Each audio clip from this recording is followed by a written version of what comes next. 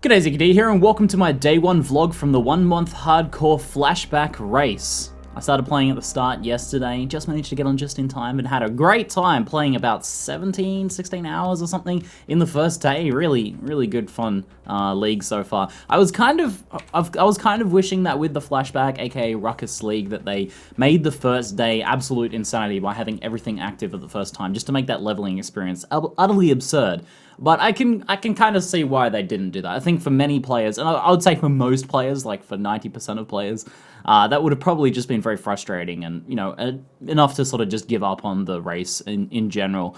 But instead what they did give us was Rogue Exiles, so Anarchy, Bloodlines, Magic Monsters, and also Rampage as well. Which these three mods work together pretty well. Obviously you have to be careful of certain Bloodlines mods, so that can make leveling pretty dangerous. The Exiles especially have claimed a lot of lives, and a lot of early deaths have been a result of those, because the way that Anarchy works is that you get one Rogue Exile guaranteed in every zone. So when you're doing things like running Ledge, you're going to get an Exile every time, and you're going to run into a good variety of the Exiles. So you're going to get the easy ones, and you're also going to get hard ones. You're going to get, you know, Igna Phoenixes, and you're going to get all of those nasty ones that can be very one-shotty and very scary. So, you know, when you're running through normal difficulty, Xandro Blooddrinker is not usually too hard, but when you're running through Cruel and you're getting Xandro Blooddrinker every couple of zones, it's very scary, and I've had a ton of close calls already on this character.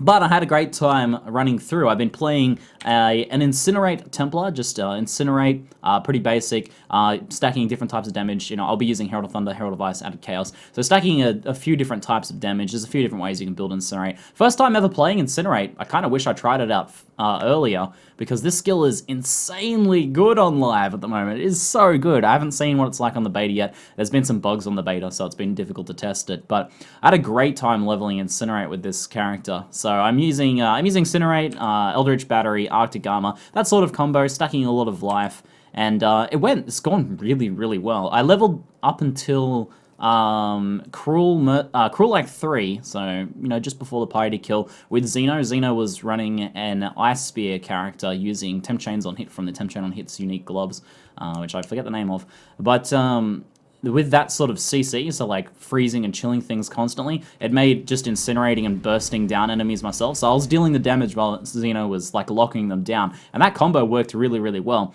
But after Xeno went to bed, I progressed from Act 3 Cruel all the way into Act 3 Merciless by myself, and although it was a little bit more sketchy without him able to lock things down, we did manage to progress through very nicely, and it's worked really quite well. I was able to, thanks to just the raw power of Incinerate, which has decent AoE, but really good single target, and just really good damage in general. I was able to, you know, forego any damage auras and still be able to do a lot of damage. And this was great because gear has been pretty rubbish the first day for me, and I had to run Purity of Fire and Purity of Elements for the past, you know, at least the past difficulty, to be able to get my character just to stay alive, essentially, because resist is super important leveling in this league at the moment. When you're running into, like, Flame Blast Exiles and Igna Phoenix, you know, every other zone, you need to make sure that your resistances are capped. You know, going in with 40 lightning resistant Ledge might usually be okay, but when you never know when you're going to get that Ball Lightning Exile, you know, you got to be careful. You got to make sure you have those resistances capped. So it's been some touch and go moments, but the ability to run the Purity auras at the same time to be able to bolster up my defenses was really nice, and still have a very effective character. I'll jump into Docs now and show you sort of what I've been doing. I've been farming Docs a bit. My goal for day one of this race was to make sure I get to Endgame alive. You know, usually I push pretty hard and pretty fast. I took a little bit of I took my time a little bit more this time around. I ran a little bit slower. I played a little bit more safe. And as a result, I was able to close out the end of the first day in the top 50, and I was able to get my first character to endgame without dying. And that's actually a huge benefit in a new league, because it means you get there and you're able to start, you know, alking rings, you're able to start picking up gear and such, to be able to start running that shop thread and start making really good money. And that's kind of what I really wanted to do. That's one of my favorite things in a new league, is being able to get to endgame really early, and then be able to start running that shop and be able to make a ton of money. Because when you're at, you know, when you're farming City of San, you know, before 99% of the population, or even before like half of the population, you can make a huge amount of money just like picking up that white jewelry and alking it, and just, you know, selling those super dodgy rares in the shop thread and just making a heap of money. You'll see here how good my single target damage is. That was an exile there. No chance. Absolutely no chance. So it's been pretty insane. Like, I was really, really blown away by how strong Incinerate actually is. Like, people always told me it was a pretty strong skill. I never really quite knew the extent of that. But when I went and, you know, tried to do Merveil Merciless, and it took me about 5 seconds to burst down both of her forms, and when I went and did Val, you know, basically killed him while he was spawning ads, I was, you know, I was like, okay, I see what's going on with this skill. And it's a real highlight to, you know, the shotgunning changes that are occurring as well.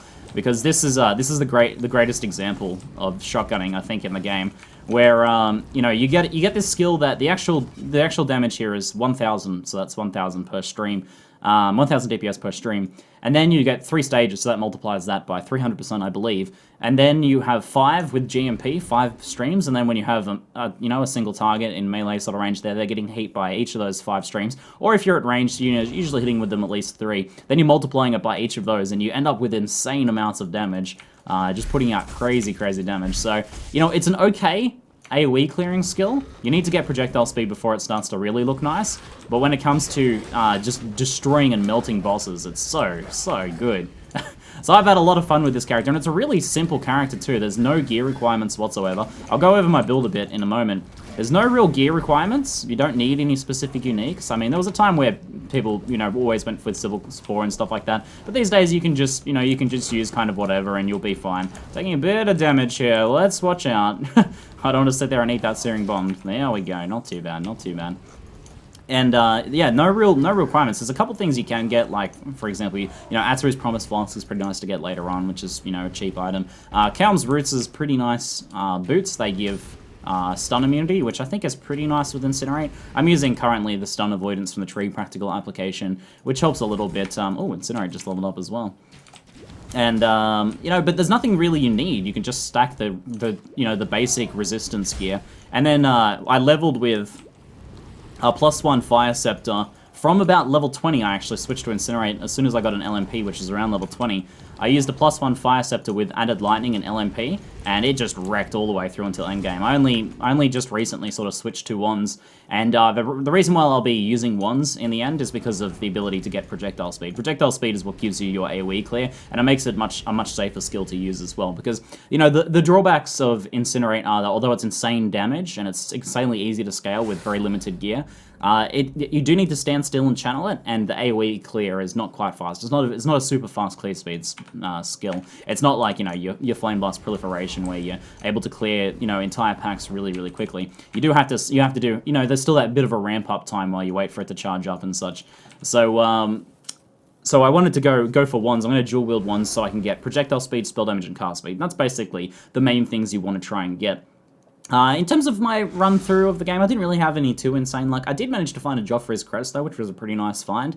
So I'm currently using this now. It's difficult to get the colors I'd want ideally on it, but at the moment I'm running Incinerate with Echo and GMP. Getting those as early on as possible makes Incinerate just godly. Like, it's good with just LMP and fast casting, but once you get GMP and Echo, it just becomes absolutely godly. And I'm using Fire Penetration at the moment. Eventually, I'd probably want to switch out to, like, Added Chaos instead of Fire Penetration, since I'm going to be using Herald of Thunder and Herald of Ice, and the Fire Penetration's effectiveness will be limited a little bit.